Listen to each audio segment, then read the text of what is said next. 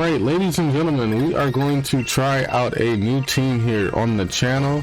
This is the New Orleans Infernables. You got your guy here named Manny. I'm back again, and I'm about to find us another battle online. I'll go through the preview. I think this is Santigo. I don't know. I can't pronounce his name. I'm sorry.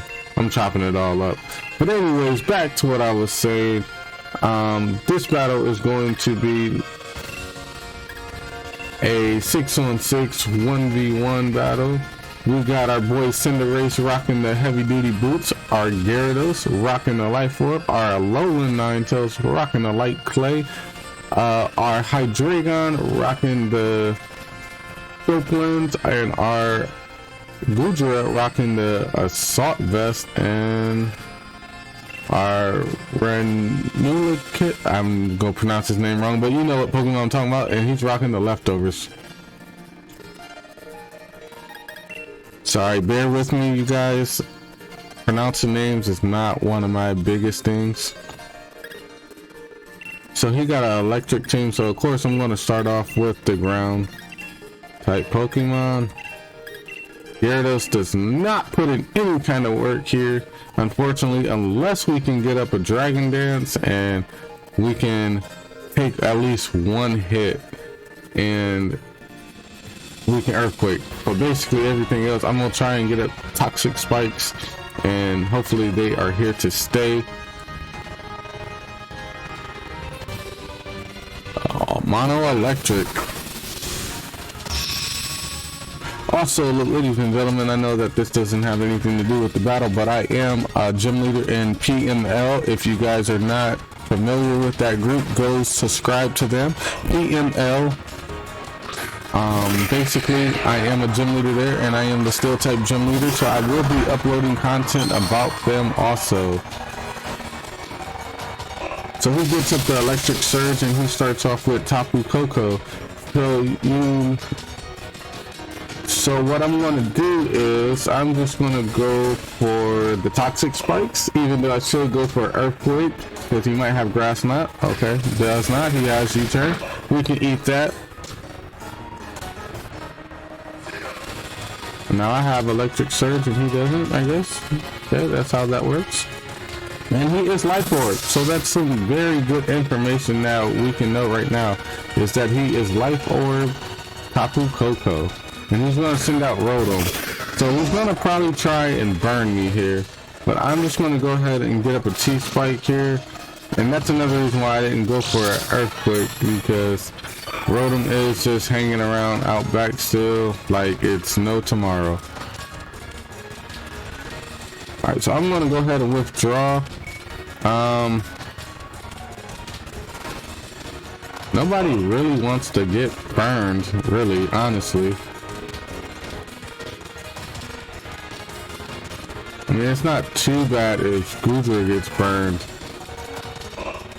I mean, he's my only one that can really do any kind of work to Rotom. Unless Rotom just gonna go ahead and Volt Switch out, but I don't see that. I see him. Ooh, that's even worse. To get Toxic. Now I am on a timer now, unfortunately.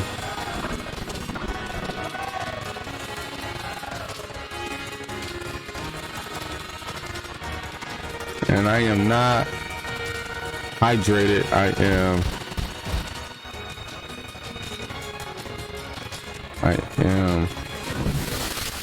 Trap Tipper, and he's pretty bulky.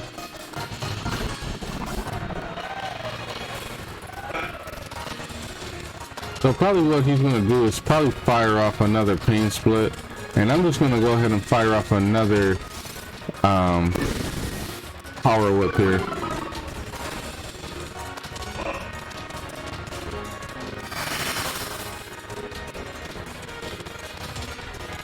But he did go for the defog because he wants my hazards away, but that's not going to stop me.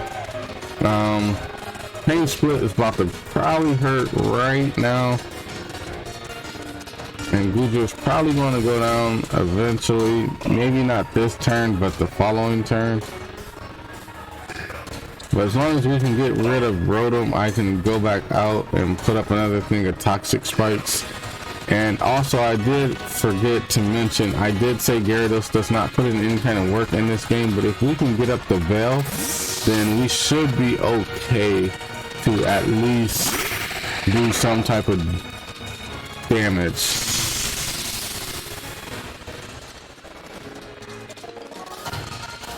So he needs to keep up that electric terrain for some reason. That does good damage.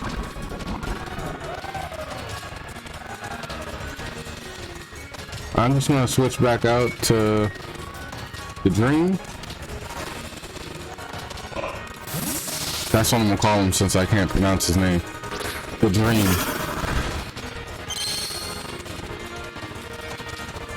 He's gonna go ahead and roost. He's probably just gonna go ahead and U-turn out of here, and that's perfectly fine.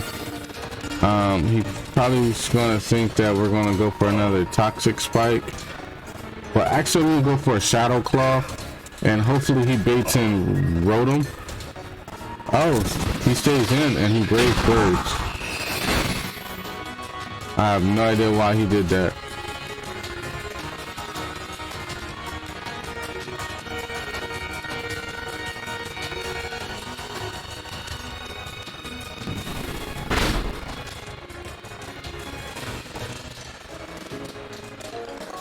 So probably what he's going to do now is go ahead and roost, and then this is when I'm going to hit him with the EQ here, because it's just going to be free.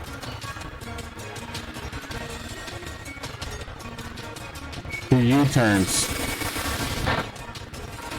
Well scouted. As long as he doesn't send in Rotom, I'm good. So it doesn't make him believe that I am attacking the U-turn, but if he does go out Rotom, then it's not the worst thing. But okay, he goes out Zapdos. That's even worse because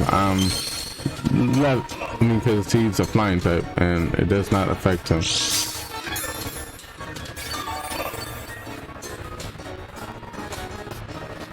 So even if Zapdos does go for a Toxic here, I'm just going to get up my T-Spikes. That's where they are at least on, like, the field at least. He goes for a Hurricane, and he lands it. As long as I live, I'm not confused.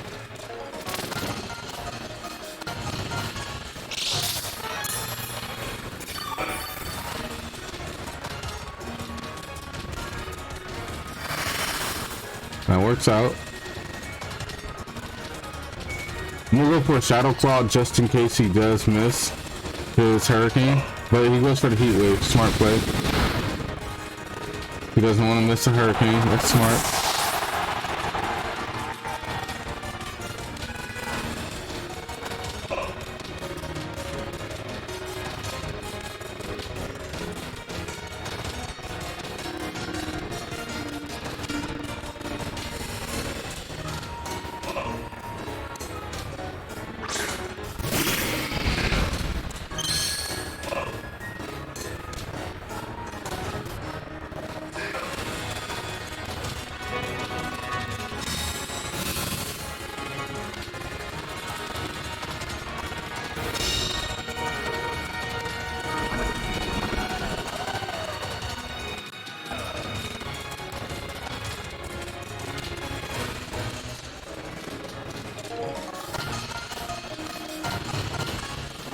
He lands the Hurricane and he knocks us out.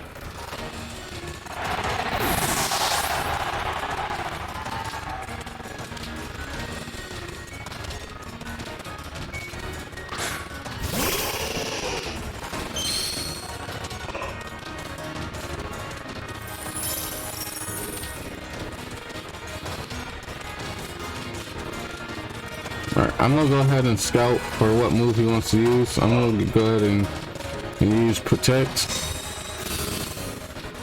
See what he wants to do. He goes for the Heat Wave. Okay. So 110%, I'm going to go for the veil.